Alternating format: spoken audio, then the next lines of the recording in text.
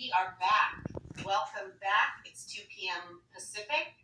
We are joined this afternoon with the incredible Kenyatta York. Kenny, go right ahead. Hello, everyone, and thank you, Lisa, for having me. I am so honored to be here at the She Is Me conference. And just to give you a little tidbit about me before I go into my spiel, I am a associate professional counselor in the state of Georgia. I am also a sexual assault awareness advocate. I am really passionate about making sure that there is support for women, girls, and adult women who have sexual assault testimonies. I'll tell you a little bit more about me as we go into the spiel, but I want to share a story with you first of all. Let me also say I'm an author, so I'm a storyteller. I love to tell a good story. And I have a story for you. So go with me on this, okay? In 1998, there was a 14-year-old girl, okay? She found herself one evening lying on the floor of her bedroom. She'd taken a lot of painkillers, whatever she could find in her parents' kitchen. They kept the medicine on top of the refrigerator. She took it, lied there, and waited to die. That was the goal.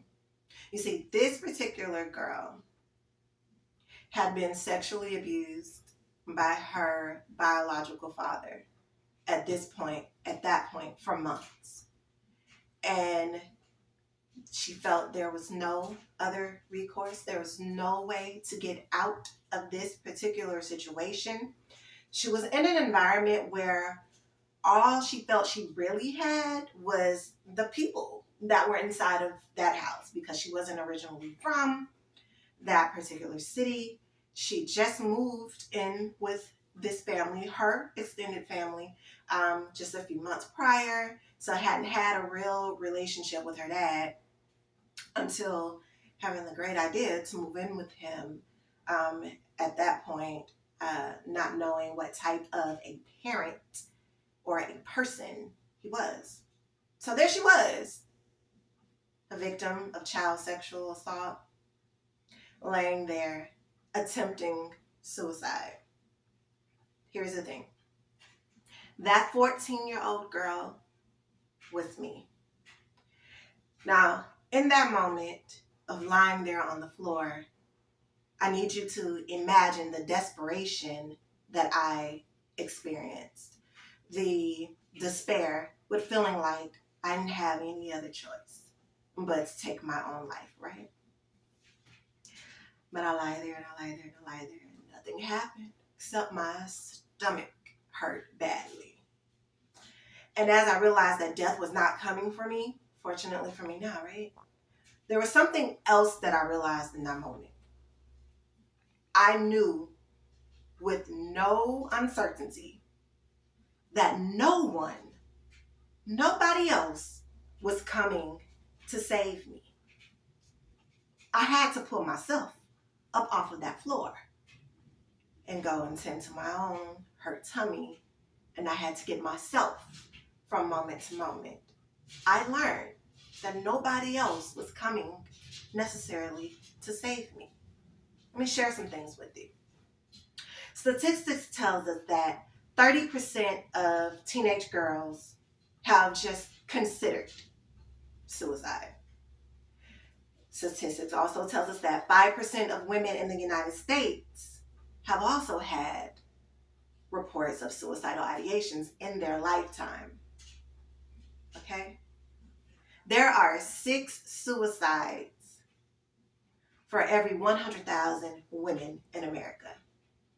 What that says to me is that 14-year-old me and even adult me now, not a unicorn. What that says to me is that other women, other young girls who may have experienced similar testimonies are not unicorns. As aforementioned, I am a licensed counselor. The demographic that I work with is typically young women, teenage girls, right? And I work with women or teenage girls specifically who have histories of suicidal behaviors, suicidal ideations, and self harming behaviors as well. And what I have noticed in working with this demographic and even in connecting pieces of my own testimony is that there is this need, right, to boost resiliency in young women because the truth of the matter is no one else is coming to save us. Now, yes, there will be resources. There are myriads of resources available in various communities, yes. And there may be supporters.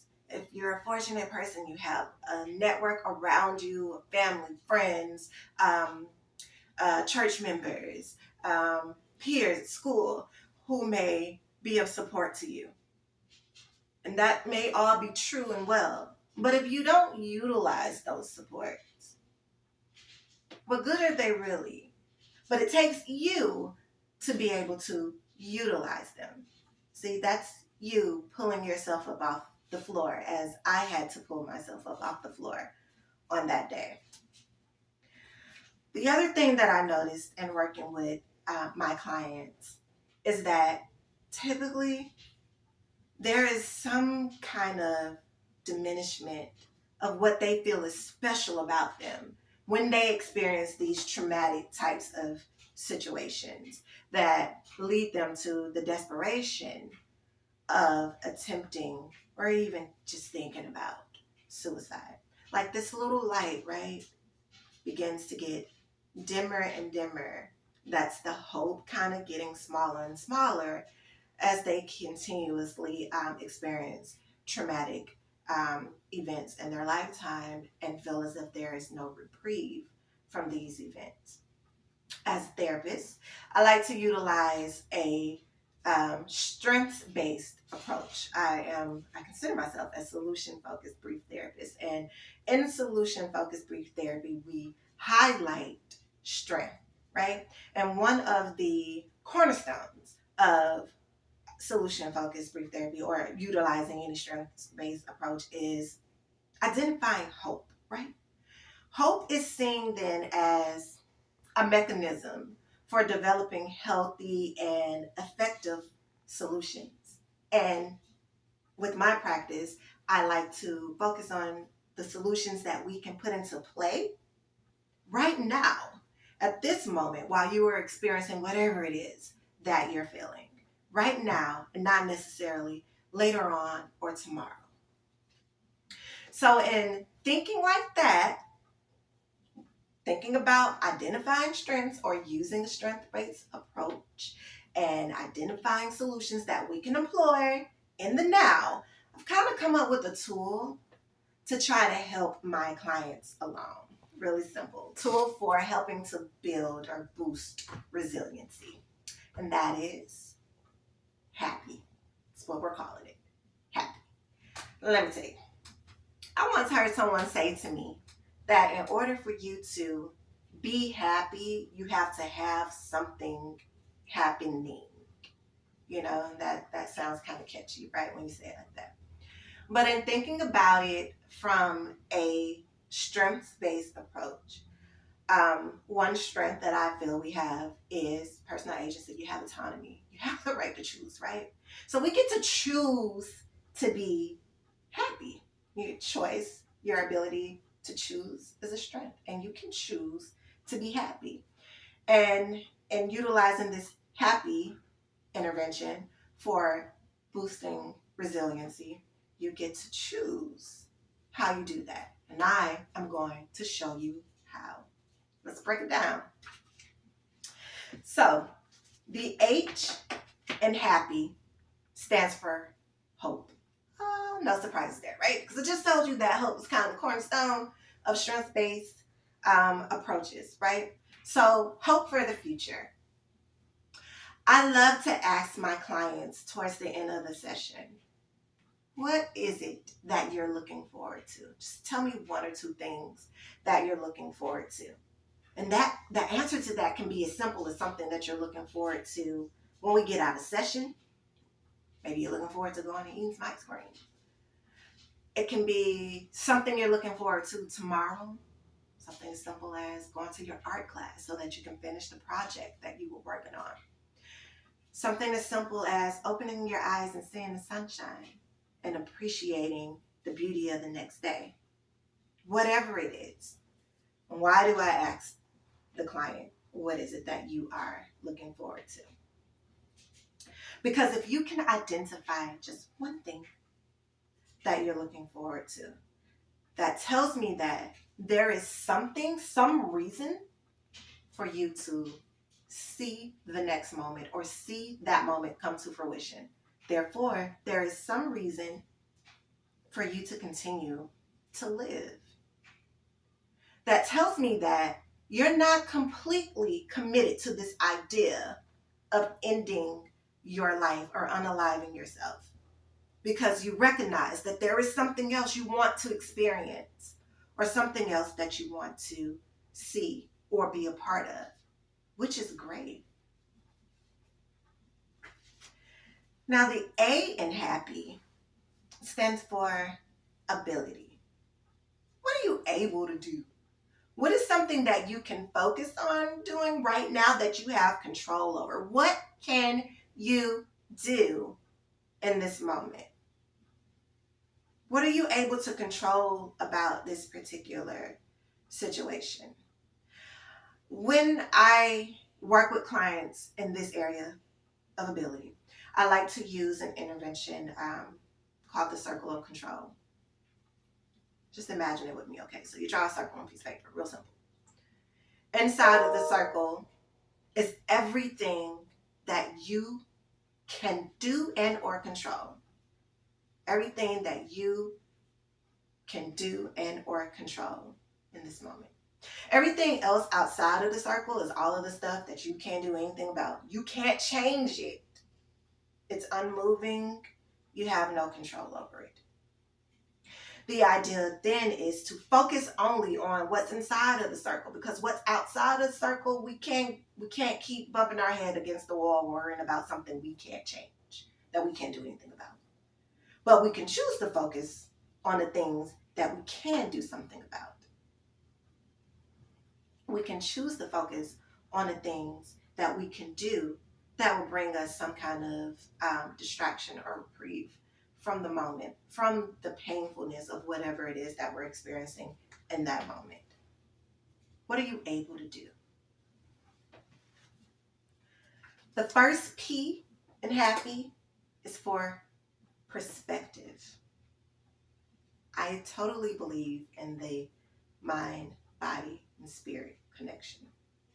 And with that in mind, I feel that the way you view things matters. And here's the thing. You get to choose the lens that you look through the world or look at the world. You get to choose how you view things or how you see things. Think about it. I'm not saying that we have to be overly optimistic and pretend like everything and every day is rainbows and soft puppies. That is not realistic. I'm asking you to adopt a more optimistic viewpoint or lens, but you can be realistic in that as well. But think about the way you choose to look at the world and how it impacts the way you feel. Because the reality is, how we think about things impacts the way we feel. So the thoughts that we continuously have about something impacts the way we feel about that thing or that situation. Those feelings contribute to the beliefs that we have, right? And those feelings and beliefs then contribute to the behaviors that we exhibit or the responses that we exhibit. It all ties together. And you get to choose the way that you look at yourself and the way that you look at your situation and the way you look at the outside world. How does the lens you choose to look through life at, or your situation or yourself at, how does it impact the way you feel? The second P stands for perseverance. I love this particular scripture. It says, the race isn't given to the swift, but to the one who endures to the end. And for me, perseverance is kind of supported by hope and perspective. Because if I can identify something that I'm looking forward to, if I have that little bit of hope, I'm going to keep going towards it, right? Because I'm trying to get to it. And if I'm choosing to look at life through a more positive lens, then I'm more inclined to keep going, even though things are hard. Because I'm able to say to myself, it's hard right now. It's bad right now. Let me identify ways that I can make it better. Let me hold out for tomorrow, because tomorrow may be better. Perseverance, the ability to keep going, the ability to keep moving and keep trying with the belief that something better is around the corner. The Y in happy simply stands for you. You, the person. Because none of the rest of it matters. None of the rest of it can happen without you being present to make it happen.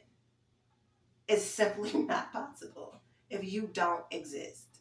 So you got to be here in order to be able to identify your little glimmer of hope. You got to be here in order to be able to identify the things that you're able to do. You got to be here in order to be able to adopt a more positive perspective. And you've got to be here in order to continue